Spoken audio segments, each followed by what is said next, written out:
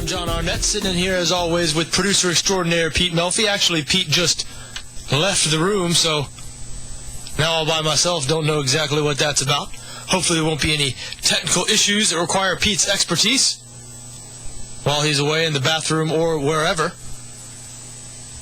Anyway, good to have you with us today. Sunny and nice Thursday outside. Maybe some storm clouds building up there could interrupt your afternoon golf round. Get it in now, I'm telling you. August is here.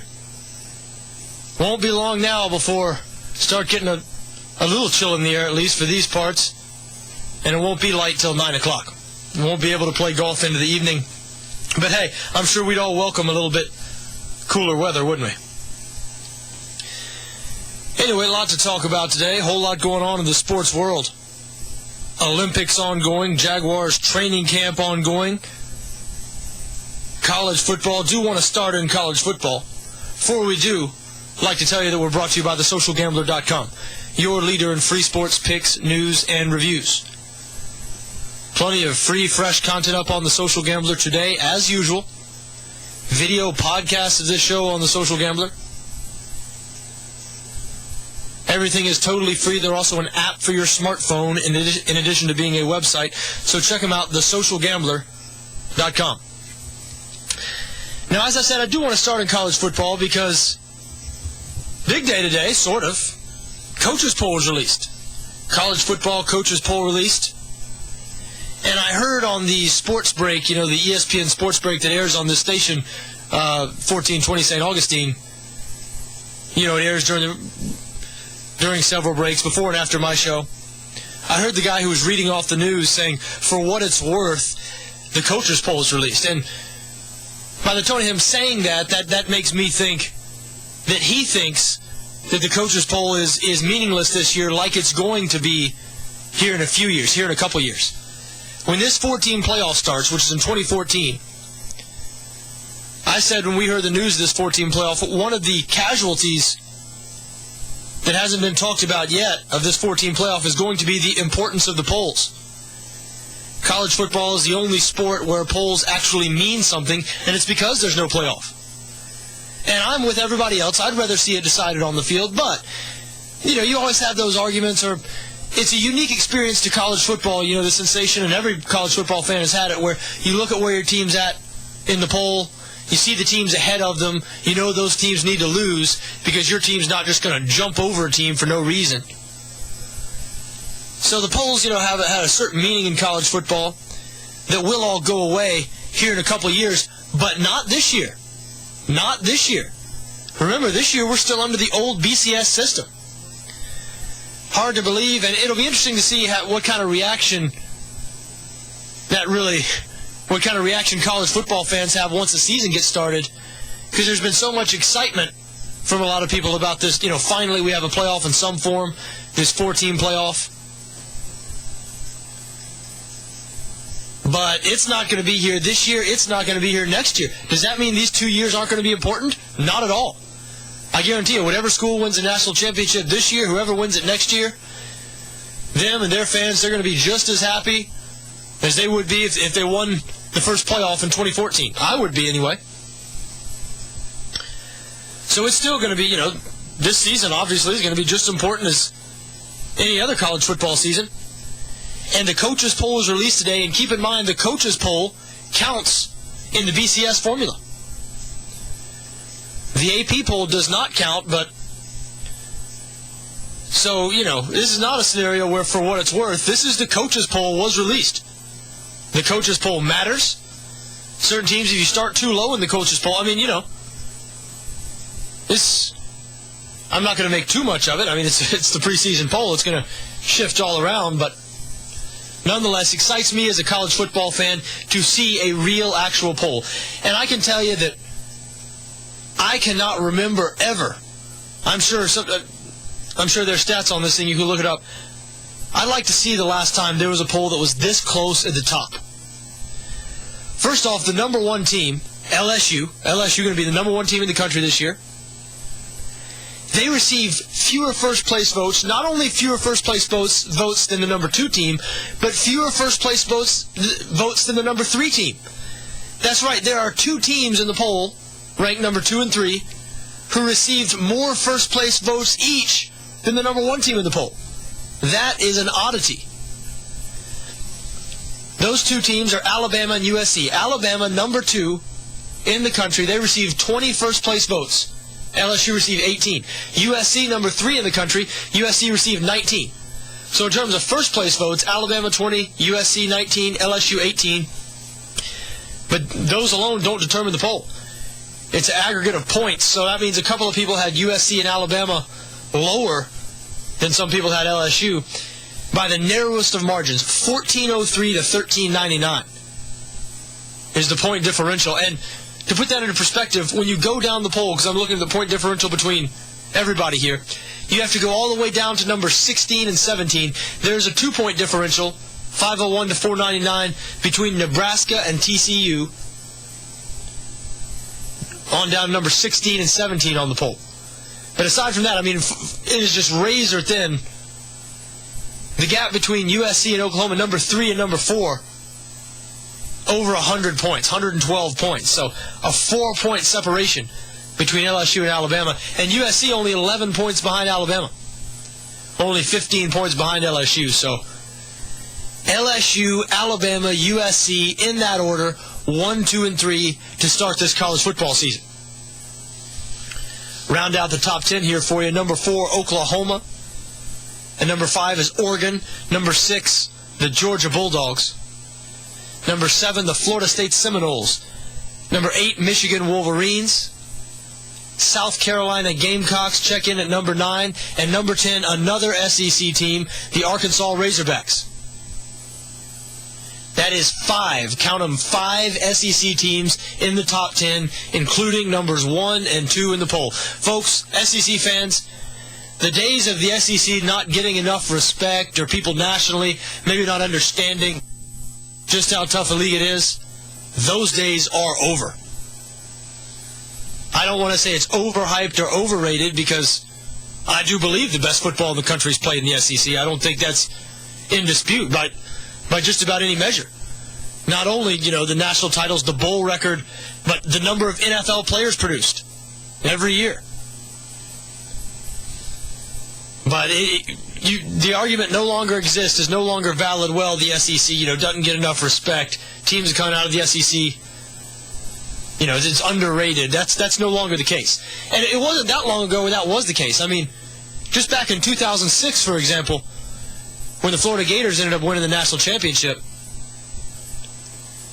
If you remember, it was almost Ohio State, Michigan. They almost played a rematch in the national championship game. Even though Michigan obviously lost the last game of the year, lost to Ohio State, they almost played a rematch. Back a few years before that, an undefeated Auburn team, Tommy Tuberville's Auburn team, did not get a sniff in the national title game. These days, those days are over. We are in a new era today. I think everybody sees the SEC in the same light that most SEC fans do. Or when I say everybody, pollsters. 5 out of the top 10, again, in this year's poll from the SEC, including 1 LSU and 2 Alabama. Now, another team that, quite frankly, I was extremely surprised to see in the poll, and I think some of you will be, too. That is the Florida Gators. Florida Gators sneaking into the poll at number 23. Was not expecting to see Florida ranked. This comes as a surprise to me. They're 1 spot ahead of Notre Dame at 24. Quite frankly, was not expecting to see Notre Dame ranked either. I think both of those schools might have snuck into the top 25 off of reputation alone. I know the Gators are going to have a good defense this year, but I'm just not sure how they're going to make a quantum improvement on offense, and that's what they need, is a quantum improvement. Not in the top 100 in the country in offense last year. Didn't get any sort of high-profile offensive recruits or transfers. And Will Muschamp, and he said it again SEC Media Days. I mean, hey, I know they brought in a new offensive coordinator, Brent Pease from Boise State. But Will Muschamp, every time he opens his mouth, even though he's a defensive coach, made his reputation coaching defense, and that's still what he takes pride. He handles the defense, he and Dan Quinn at Florida. But still, he still makes statements about the direction of the offense. It's odd to hear a head coach, especially a defensive-minded head coach, a head coach who's, it would be like Steve Spurrier or Bobby Petrino, who are two offensive head coaches who work on the offensive side of the ball. It'd be like them coming out and saying, yeah, we're going to be a blitz-heavy defense this year. Or, yeah, we're gonna be a 34 this year. We're going to play 3-4 base formation. Even though we have a new defensive coordinator, we're going to do just like we did last year. That's what Will Muschamp is doing as far as the offense goes anytime he gets a chance in front of the media.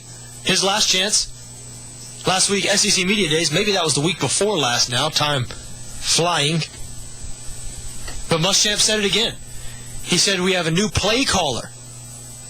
Brent Peace. So Brent Peace, it's not going to be a whole bunch of new plays. Muschamp said we're going to do the same thing. We're going to be a power-running football team. Same playbook. So, maybe Brent Peace will be a better play caller than Charlie Weiss. If I were a Gator fan, I would say, hey, what's wrong with maybe a different offense? Especially since we're not going to be changing our personnel. I mean, do you want to suffer through another 5 or 6 loss season and then maybe another tough season after that before you can recruit and build this team that can out Alabama? Because like I said before, it appears as though when you hear Will Muschamp talk, that's what he's trying to do. He's trying to build a team in the same mold that Alabama and LSU have built their powerhouse programs, and maybe that's a good idea. They're number 1 and 2 in the country.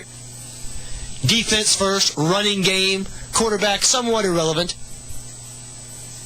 Let's face it, these Crimson Tide and LSU Tiger teams over the last few years, they've been able to get by with sometimes subpar quarterback play. When they have adequate quarterback play, like Greg McElroy provided them a couple of years ago, you saw what that team did. So, that wasn't how Florida... That was how Florida tried to do it for the better part of 50 years when they were a doormat in the SEC, but sort of when Steve Spurrier came in 1990, started throwing the ball around, sort of changed the way football was played in the SEC, won all those SEC titles 6 and 12 years. Ever since then, Gator fans are conditioned to offense. Gator fans like offense. I mean, I think if you're a Gator fan, if you know Gator fans, I think you'd agree. A Gator fan would rather have a team that was winning games 35-21 than a team that was winning games 13-3. Your average Gator, obviously there might be your one outlier somewhere, and that's because for the better part of the last 20 years they've seen good offense. Now, if it weren't for Tim Tebow, I'm not sure in the Urban Meyer era how good that offense would have been. They really struggled the first year before Tebow got on campus there with Chris Leak. Even though Chris Leak had a lot of experience, he struggled getting acclimated to Urban Meyer's offense, which of course requires a running quarterback, which Chris Leak was not. And then we saw what a disaster it was after Tebow left. But Meyer has shown that with a mobile quarterback like Alex Smith, like Tebow, like the guy he's going to inherit this year at Ohio State, Braxton Miller, that offense can put up points. You remember that year, 2008, the Gators won the national championship with that Urban Meyer offense. They were piling on the points. Had it humming there at the end of the year, 40 and 50 points a game. So anyway, Florida does sneak into the poll at 23. We'll see if they're able to play good enough offense. We'll see if they're able to play a good enough offense to win a couple of SEC games to kick off the season. On the road in Texas A&M, on the road in Tennessee. Quite frankly, I have my doubts. We shall see. Another team, Florida State. Florida State 7th in the country. We read off the top 10 to you. Not a surprise. Florida State's been hyped, heavily hyped this preseason, which is par for the course. They were heavily hyped last preseason. If you go back these 10, 12 years, I'd like somebody to show me how long has it been since Florida State was unranked in a preseason poll. It never happens. Similar to Notre Dame, and I guess this year similar to Florida, since Florida was given a spot in the poll. But they're living off reputation. So for Florida State, maybe more than any other program in the country is strictly going off of the fumes of the late 90s Bowden era. We're not talking about the mid-2000s Bowden era. What they had there was so good for so long. The top 3 and top 5 finishes, the incredible streak, top 5 finishes, all the NFL players they produced. It was really a special thing they had going there for a while. That's hammered in people's minds. So when recruits choose Florida State, to some degree, I think when people see people strap on the uniforms and they still have that Florida State, they still have that aura to some people, like sports writers, apparently. Because this is a team, it has been forever since they lost fewer than 4 games in a season. 6, 7 years since they've won the ACC, or 6 years since they appeared in the ACC title game, I believe. They've been completely surpassed in the ACC pecking order by Virginia Tech, who starts this season ranked 20th. Virginia Tech is the big dog in the ACC. Clemson, starting this season ranked 14th. Beat Florida State last year, and they'll be all the Seminoles can handle this year. That passing attack they bring, Taj Boyd, Sammy Watkins, the ACC preseason player of the year. Remember, Florida State just kicked a senior cornerback off the team yesterday. Greg Reed no longer part of the team. And they've got nothing but inexperience to take his place. So, a lot of positivity, I guess, from some Florida State fans. A lot of positivity from the mouth of Jimbo Fisher. And somebody, coaches, media, people who vote on these polls are buying into it. Just like they did last year. I am not buying into it. I saw that Florida State team last year. I'm well aware that everybody's coming back. My question, is that a good thing? Especially on the offensive side of the ball. I don't want to rewind you to some painful memories, Seminole fans. And maybe they're not that painful because they won both games. But that offense, that Florida State offense, the last 2 games of the season, when they were healthy, the games mattered. They should be fully clicking. Obviously, it's not like they don't know any of the offense. Any of the players on the roster have ever known is Jimbo Fisher's offense. They were absolutely dreadful in those last 2 games of the season against Florida and Notre Dame. Just head-scratching. Unbelievable. The same offense that lost to Virginia a couple weeks before that Florida game. If it weren't for some good defense, they would have lost Florida and Notre Dame at the end of last season, or more specifically, if it weren't for even worse offense by the Florida Gators and a certain Notre Dame quarterback named Tommy Rees, who, by the way, is suspended for the first game of the year this season. Tommy Rees getting into some antics, I think, that involve resisting arrest. I understand a lot of times if you're the Notre Dame quarterback, you might be able to sort of act out a little bit and think you can get away with it. If you're Tommy Rees, though, Brian Kelly's looking for anybody to rescue him from that situation. Which is why I was surprised they snuck into the poll at number 24. Reg of the top 10, 5 out of the top 10 SEC teams. Quickly, we'll give you the rest of the top 25 here. Number 11, West Virginia, followed by Wisconsin, Michigan State, Clemson. Texas at 15. I think that's a little high for Texas. Another school maybe living off reputation. Nebraska at 16, TCU 17.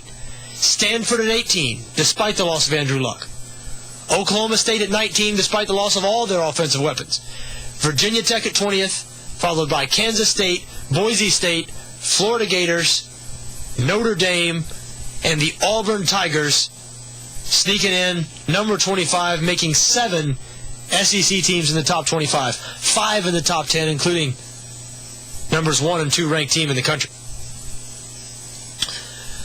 A couple of teams who were left out of the poll who I think you should keep an eye on this season. I expect to be a little better than I guess the pollsters expect them to be. One of those teams is the Georgia Tech Yellow Jackets.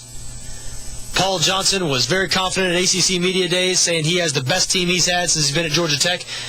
That's a little unusual for Paul Johnson. He's not an outspoken, confident type guy. At least, not outwardly, not to the media ordinarily. Georgia Tech falling in there in the others receiving votes category. I expect the Yellow Jackets to work themselves into the rankings before the season ends. Another team I'd keep an eye on in the SEC is Texas A&M. Really like their new coach, Kevin Sumlin. He's installing an offense that has proven to work. I'm not exaggerating. I think if Will Muschamp had hired somebody at Florida as offensive coordinator who runs the Kevin Sumlin offense, like Cliff Kingsbury, former Mike Leach quarterback Cliff Kingsbury, who was the offensive coordinator for Kevin Sumlin at Houston last year. I believe personally, if that guy were hired, if he had been hired and Muschamp had turned the offense entirely over to him, I think instantly this year, Florida would be 2 to 3 wins better than they will be otherwise, and their offense, points-wise, yardage-wise, will be a whole lot better. Would be a whole lot better. Obviously, it's fantasy. We'll never see. I'm sure some people scoff at that. But watch what Mike Leach does this year at Washington State. His first year there. Look at what Dana Holgorsen did last year, his first year at West Virginia. Watch how many points the Mountaineers score again this year. That is an offense that works. It's proven to work. It's spreading across college football. Quite frankly, I don't understand why it's not spreading more quickly. Anyway, we do have to go to a break now. 794-9001, the number if you'd like to join me on the other side. I'm John Arnette, and this is the Social Gambler Radio Hour.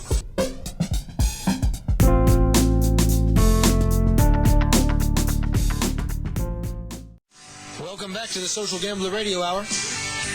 I'm John Arnette. Good to have you with us today. 794-9001, the number if you'd like to join the program. Your calls are always welcome. 794-9001.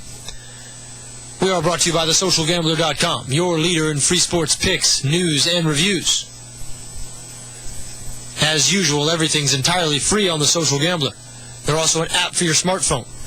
Now, I've told you before, you can get all your free advice on the Social Gambler, the only place here in Northeast Florida you can legally act on that advice.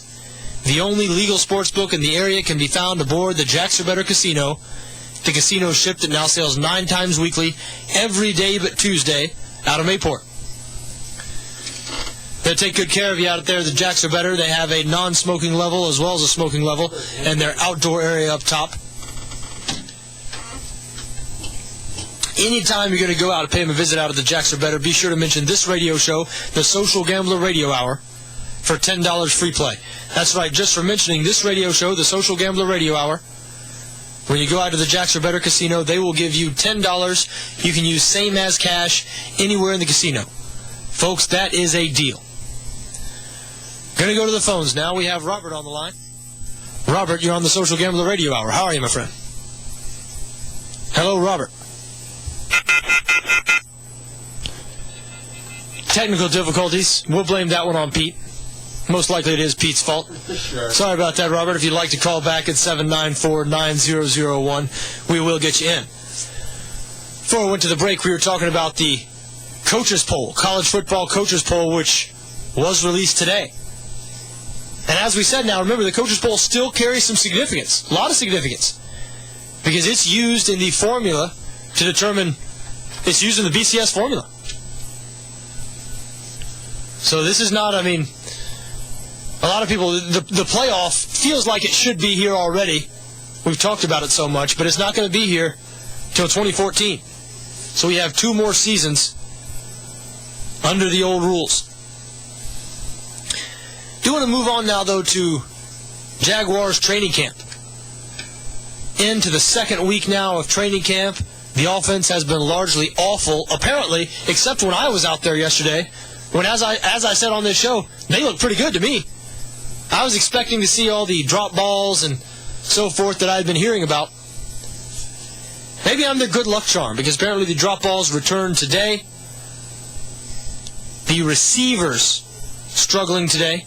Blaine Gabbert throwing a pick 6 in team drills, but it looks like Cecil Shorts is taking the blame for that one, for running a bad route, or at least the coaches got on Cecil Shorts for it. Now, a couple little injuries, nicks, starting to pile up. Neither one as serious as Will Rackley's ankle injury a few days ago. Word is Rackley will be out about a month. But who knows how long it'll be before he's back to 100%.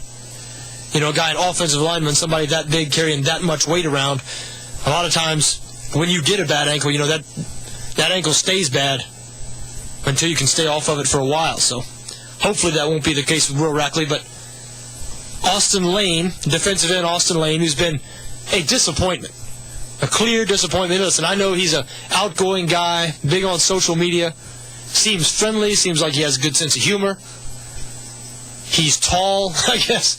He's got the body type for it. Lacks the athleticism for the defensive end position in the NFL. It's on display time after time, every game. But he's a guy who's a little bit of a reach in the draft a couple years ago from Gene Smith. Murray State, one of his small school guys. So, in my opinion, that's the only reason he's on the team. He's a guy who's, because he was drafted by the current regime has a vested interest in seeing if he's gonna work out.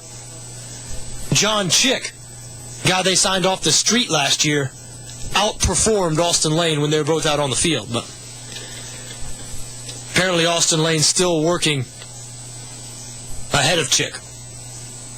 Now, as for those wide receivers, the guy who's expected to make the biggest impact at the wide receiver position is, of course, still not there. Justin Blackmon, the only unsigned draft pick in the entire NFL. I mean, I don't know who's to blame here. Your instinct is to say, a rookie who hasn't proven anything, he should be out on the field. I don't care what they're offering him.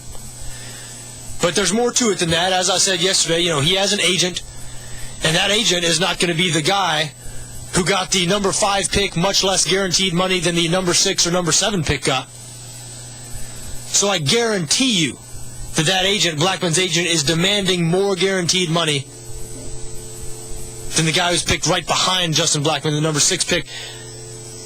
Because he wants more business. If you're an NFL player and you can have any agent to choose from to represent you, why would you go to the guy who seems unable to get his guy money?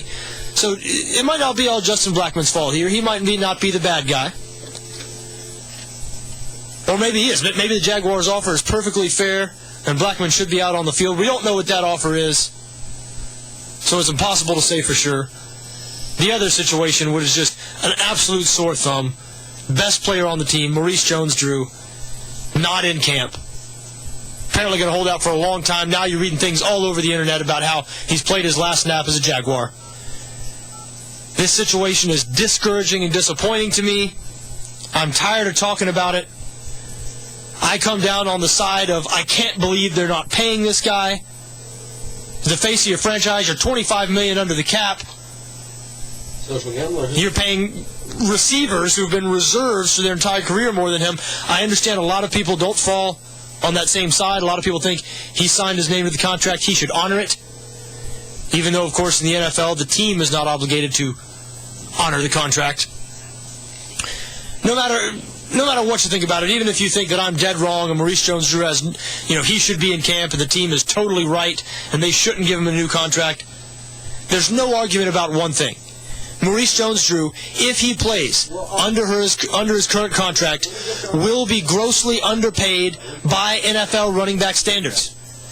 Now listen, I'm not saying he'll be grossly underpaid compared to me or you. I know Maurice Jones-Drew, he's a multi-millionaire, has more money than I'll ever see in my life. But everybody in the NFL and involved in the NFL is rich.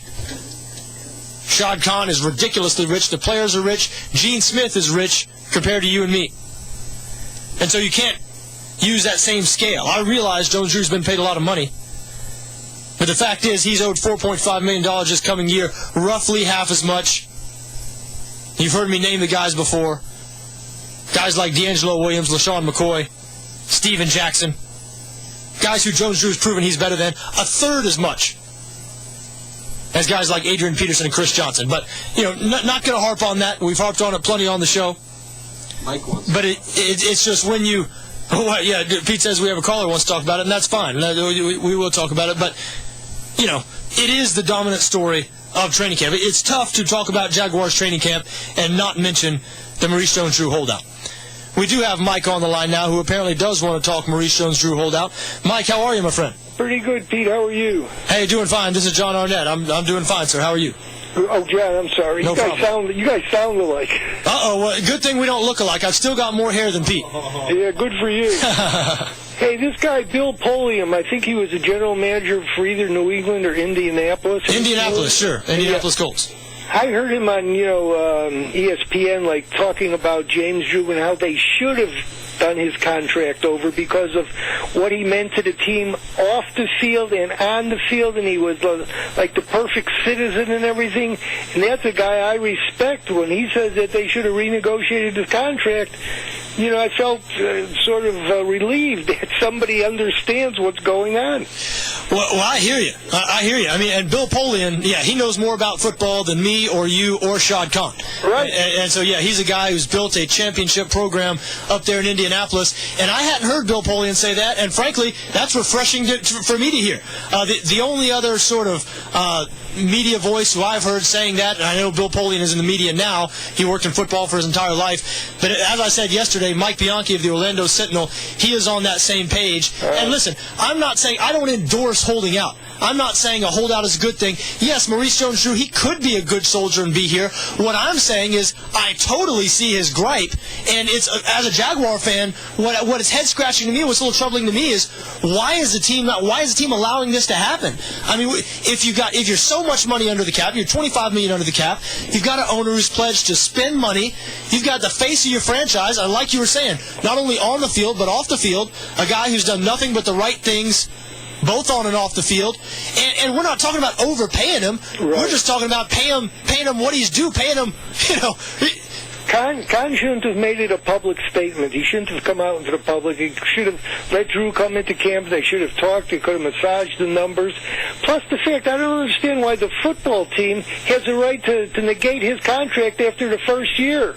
Well, yeah, that's all decided. Let's say they give him $9 million a year for 4 years. Let's say after the first 2 years, the second year he screws up, so they just renegotiate his contract. That's right. If the second year screws up, they can cut him, and they don't owe him any of the rest of the money they owe him. So what are they really taking a chance with? I don't understand this. I agree totally. I agree totally, Mike. We're on the same exact page. You're right. They could sign him to a renegotiated 4-year contract where they pay him what have they been paying him? He's been making $7 million a year, which puts him right in there with the top 5-6 guys in the league, which is the player that he is.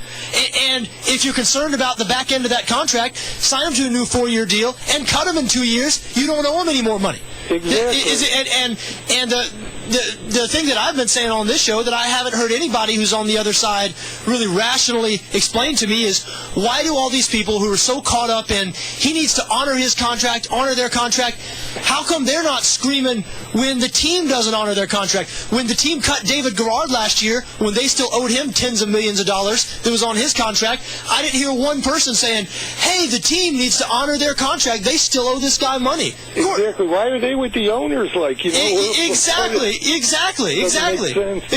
like you would think that the fans of the team would want to see the best players out on the field happy and healthy. I mean, who cares if it's a couple of more $1 million out of Shad Khan's pocket? That guy makes more money than that a year in interest. I mean, you never have to worry about anything. One other thing, John, I'm sorry, before I forget, about the Olympics. Why were the Olympic uniforms, why did they have the frickin' polo emblem on the United States uniforms? Who got paid off what and how much? Yeah, exactly. I don't know the answer to that question, but clearly... Wasn't it kind of absurd, like? I 100% agree with you. Yeah, you should have had the American flag. What else should be on there? Yeah, you're absolutely right. 100% right. And the truth of the Olympics, and Mark Cuban, Dallas Mavericks owner, said it last week, is the Olympics, the people that run the Olympics try to promote it as something that is sort of, athletics in its purest form, but in fact, the Olympics is a large for-profit enterprise. And the guys who run the Olympics are the biggest, I don't want to say it, but they're probably getting money from everybody. Oh, totally. Just like the bowl chairman, probably like the Fiesta Bowl people who got in trouble a couple of years ago for all the benefits. Yeah, I agree with you, Mike. You make some good points. All right, you take care. Hey, appreciate the call. All right, John. That was Mike, and quite frankly, I 100% agree with Mike, what he was saying about the Maurice Jones-Drew contract situation. Glad to hear that Bill Polian, somebody who knows more about football than me or Mike or Pete or Shad Khan or Gene Smith, glad to see that he was on what I deem as the right side of this issue too. Again, not endorsing holdouts. I'm not saying everybody who's outperformed their contract or whatever should hold out. Not saying that at all. What I'm saying is the reality is Maurice Jones-Drew has a contract that is going to underpay him grossly by NFL running back standards over the next 2 years. And I'm quite sure he's looking around and he's seeing Shad Khan throwing all this money at a wide receiver who's been on 5 teams, LaRon Robinson, dropping $3 million on a locker room renovation, sees how far under the cap the Jags are. I'm sure Maurice Jones-Drew saying, what gives? All I want is what I've been making the last 3 years. And for the people who've been saying, oh, it's front-loaded, folks, front-loaded, he made $21 million over the last 3 years, signing bonus included. That's $7 million a year. That made him one of the highest, not the highest, or not the second highest, but the third highest paid running back in the NFL over most of the last 3 years, which is exactly what he deserves to be. That's exactly what he's been. You could argue he's been better than that. Led the league in rushing last year. Only back in the NFL to rush for 1,300 yards or more 3 straight years. I mean, you've heard it all before. You've heard me say it if you've heard the show. Anyway, did you give me the break sign, Pete? Was I imagining that?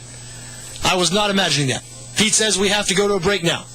When we come back, we'll get into a little Olympics. Maybe touch on one more Jaguar topic that I want to get to. 794-9001, the number if you'd like to get in. I'm John Arnette, and this is the Social Gambler Radio Hour.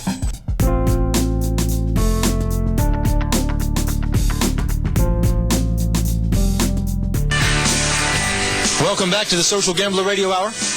I'm John Arnette. Good to have you with us today. 794-9001, the number if you'd like to get in. We do have Robert on the line now. Robert called in during the break here and was telling me, Robert, you were saying you disagreed with my take on the state of the Florida State football program. I do, actually. I'll give you the fact that SEC's got a harder conference, but I really don't. Florida State's up and down, but we've had a lot of injuries. We just lost one of our best punt returners, Reed, obviously, which I think is a good thing because you can't get away with stuff like that. But, Florida State's always had an over 500 year, which is not the best. Well, absolutely. There have always been over 500, but, the expectations from Florida State fans coming off the late 90s, I mean, to me, the Jimbo Fisher era for the last couple of years, I've heard a lot of, we're back. Florida State's back. And preseason top 10 last year, preseason top 10 again this year. And all I've said is, listen, they lost 4 games last year. They lost 4 games a year. If they lose 4 games again this year, I mean, saying we're back is an insult to what they were. It's an insult to to what they had, which was truly elite. In my opinion, yeah, they're still better. I mean, hey, they're the best team in the state right now. They're better than Florida and Miami. Right. So it could be worse for Florida State. But when you see a team ranked 7th in the country, when they were ranked 5th in the country last year, when I see a 4-loss ball club last year that quite frankly looked bad to me, especially on offense at the end of the season, in those Florida and Notre Dame games to close out the year, when I see that team ranked 7th in the preseason poll this year, that's what leads me to say, are people living? I mean, it's obviously. Or it's not based on, the 4-loss squad that lost to Virginia and looked bad at the end of the year last year. I mean, it's those same guys. It's not like it's going to be new guys. I just don't understand why people think all of a sudden they're going to be this top 10 team. You got to remember, though, Emmanuel was not healthy 100% all year. He was hurt. We had our second-string quarterback come in. So, I mean... Yeah, but by the end of the year, Emmanuel was playing. And another question, I know, I'm halfway serious, but has Emmanuel ever been healthy for a game in his entire career? No, you're right. You're right about that one. But, everybody expects us to be like back in the Deion Sanders, the Leroy Butler, Anthony years. And Bobby Bowden probably did make that where it is today. But, personally, in my opinion, the state of Florida is all about the Gators and never really give Florida State credit. And I personally think that I think Florida State's a good ball team. And I think that, as long as they're healthy and they've picked up some new recruits this year, was it First Coast? Yeah, no, another good recruiting class this year for Jimbo Fisher, no question about it. Yeah. I really honestly think they have a good chance of being, if not national champs, at least in the top 5 this year. That's my opinion. Well, hey, Robert, I appreciate your call. And yeah, it's good to hear the optimism from somebody who's a fan of the team. And I was right with you. I agreed with exactly what you said right until you made the jump right at the end to where contend national championship / top 5 team. Listen, are they a bowl team? Absolutely. Do they have another good recruiting class? Absolutely. All I'm saying... Pardon? Are we not a bowl team? I mean, we've only missed the bowl how many times? No, that's what I'm saying. Are they? But that's all they've been. I mean, they've been playing in the Champ Sports Bowl. I mean, they haven't. It's been 6 years since they even played in the ACC championship game. I mean, so yeah, you're right. They've been a bowl team every year. I'm not saying they've ever had a losing record, but what they've turned into, this sort of 4 losses a year or worse, like they've been for the last 7-8 years. I mean, and I'm not saying, maybe I am too negative on this, and I certainly, maybe you're right as far as some people, but on this show, it is not sort of the Florida Gators rule the state of Florida and then Florida State Seminoles. I think Florida is going to be worse than Florida State this year. I think Florida's situation is, I think Florida, I don't know how else to say it. I think Florida's worse off than Florida State right now. And I've caught myself from time to time on this program. It does seem like I'm negative a lot about the Jaguars, about the Gators, and about Florida State, but then I stop and think about it and I say, well, you know what? The Jaguars, who are my team, who I'm a fan of, are terrible. And Florida State, they're in a down time. I know Florida State's been better, but, if you're not calling these last couple of years a downtime for Florida State football, to me, that's a little bit of an insult to what Bobby Bowden built there, and what he had there, right, John. Throughout the 80s and 90s. You're right. 1, 2 losses is what we're used to, and lately we haven't been that way. But I just want to call and let you know that I really think Florida State's on the cusp, and you might want to watch out for them the next couple of years. So. Well, all right, Robert. Well, hey, I do appreciate the call, and we will be watching. All right, buddy. You have a good day. Hey, thanks. You too. All right, bye. That was Robert, dissenting opinion on Florida State. And you know what? Most people are thinking like Robert is, so he's probably going to be right. What do I know? They were voted 7th in the coaches poll, so obviously a lot of people think they're about to really find something. And if that offense, if they can ever click on offense, I mean, they're going to have a good defense this year. Obviously losing Greg Reed isn't going to help, but there's not that many teams in the ACC that can challenge them downfield anyway, and their front 7 should be extremely solid. Now, before we went to the break, before we talked to Robert there, we're talking about Week 2 training camp in Jacksonville. Something that I wanted to mention, because we've talked about how the wide receivers have been struggling, and they have. There have been reports of drop balls every day, except yesterday when I happened to be there, so maybe they should take me with them. I could be the team mascot, whispering things in their ear, throughout the season. Anyway, apparently Mike Thomas, who was the number 1 receiver on the team last year, has now fallen behind Cecil Shorts and is projected to be the number 4 wide receiver once Justin Blackman gets into camp, if Justin Blackman ever gets into camp. Now, Mike Thomas is a guy I was really impressed with. I guess a lot of people were, as a rookie. During his first 2 seasons, 114 catches, a little over 1,200 yards for Mike Thomas. Looks like a guy who's perfect in the slot. This could be a case. As a matter of fact, I've long said, and if you listen to this show, I've been critical of Gene Smith's tenure. I've been critical of his drafting. I don't see one player throughout all Gene Smith's draft class. Give me one player who's on the cusp of a Pro Bowl. One player who you say, you know what? This guy looks like he's going to be a Pro Bowler this coming year or the next year. There isn't one.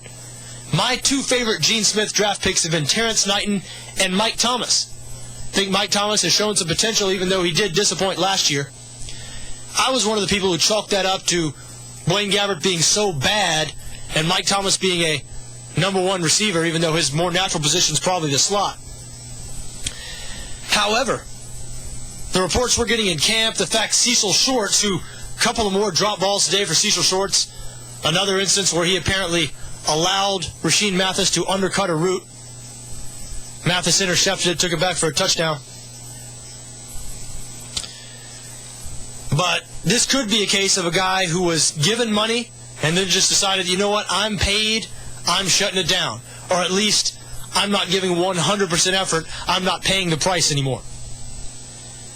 Because Thomas was paid last year, signed him to a 3-year, $18 million contract extension. How do you think that would sound to Maurice Jones-Drew right now? 3-year, $18 million contract extension. And he's saying that. He's saying, Mike Thomas gets 3 years, $18 million contract extension last year. What's he done? Look at what I do.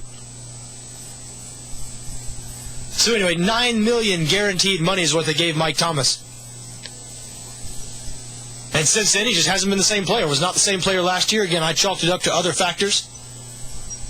Young quarterback, maybe asking him to do too much as far as being the number one wide receiver, but not a good training camp thus far for Mike Thomas. We are early, but I'll tell you what, we're not that early. First game of the season tomorrow. Music to everyone's ears. Hall of Fame game in Canton tomorrow. Looking forward to that. That's always, you eagerly sort of anticipate, at least I do, the Hall of Fame game every year. And then, you watch it, and the first quarter and a half, you're into it. Oh, football's back, NFL football.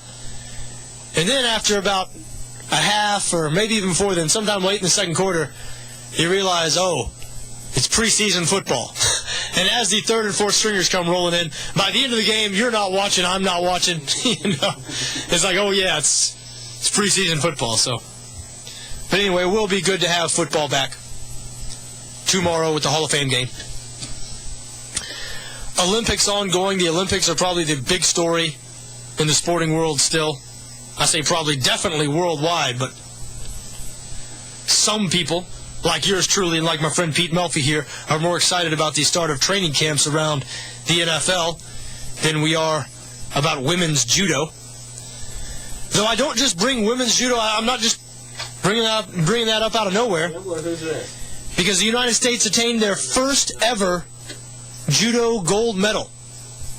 That's right, Kayla Harrison. Kayla Harrison, 22-year-old girl from Middletown, Ohio, won gold medal in judo.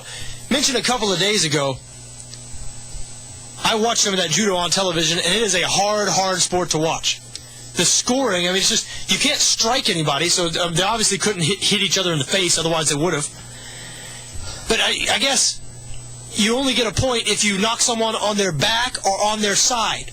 That's not a joke, on their back or on their side. So what you have the entire match, as soon as anybody gets into trouble, these guys sort of grappling, as soon as they get in trouble, they just fall down flat on their stomach. No joke, that's what happens.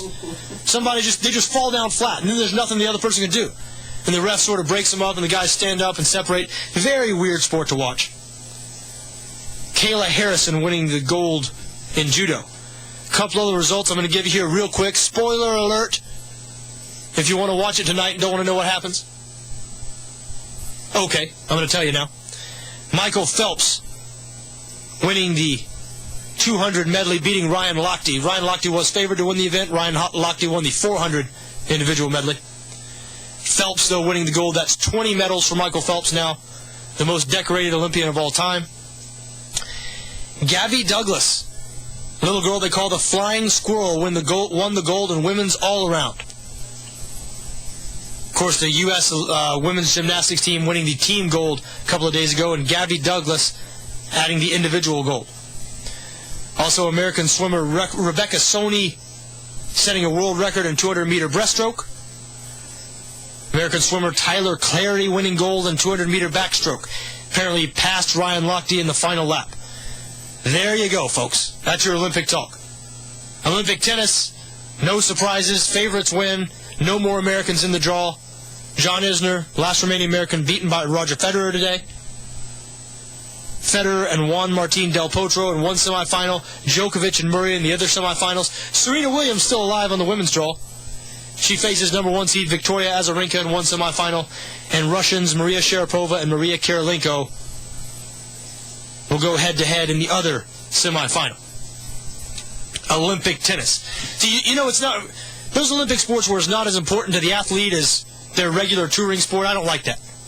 And if you don't think Olympic tennis is in that way, Roger Federer, this is his fourth Olympic Games, 0 medals. You're telling me he puts the same amount of effort into that as he puts into Grand Slams? I don't think so. About 2 minutes left now. Before we get out of here, we are going to take a call. We have our friend Mousy on the line. Mousy, how are you, my man? Yeah, how's it going, man? Hey, pretty good. Yeah, I just found the Hall of Fame game you were talking about. It's Sunday, August 5th at 8 p.m. Arizona plays New Orleans. It's not tomorrow, August 3rd, Mousy? Are you sure about that? August 5th. Is that correct? Because I got some bad information if that's right. I thought it was tomorrow. I thought it was too, but now I'm on VegasInsider.com, and they're not the most reliable bunch, but that's what they've got up here. Well, that's we'll check that out because yeah, I thought it was tomorrow, but now I wouldn't bet my life on it, but yeah. I didn't call you last Friday for with horse picks because it was raining at every track. At every track, it was raining, and but you know enough about horses. You don't bet when it's raining. When the track's wet, you be careful. I know it adds some unpredictability. Yeah. Hey, when you left yesterday, did you go by Chick-fil-A? I did not. Oh, you had to drive by there though, didn't you? I mean, you just about have to go by there. Oh yeah, sure, yeah. I drove by there on my way out of town, sure. Yeah, did you see the crowd? Yeah, with the sirens, yeah, like police. Yeah. See, my wife went in there just because we like their views, and she said it took her almost 30 minutes to get into the parking lot, and she went inside, and it took her another 30 minutes to get her order and get back out, and she, hey, see, we're the 99%, and I know you're part of it. Mousy, we're running out of time. Yeah. What happened, Mousy? Quickly, we only have 20 seconds. What happened to Chick-fil-A? Well, nothing really. Now, tomorrow's going to be the day because the gays are going to go in there and start kissing and fondling each other. Okay. All right. All right, I got you, Mousy. Sorry to cut you off, man. We are all out of time. We'll see you tomorrow at 4 for more of the Social Gambler Radio Hour. Jeff Holland, Athletic.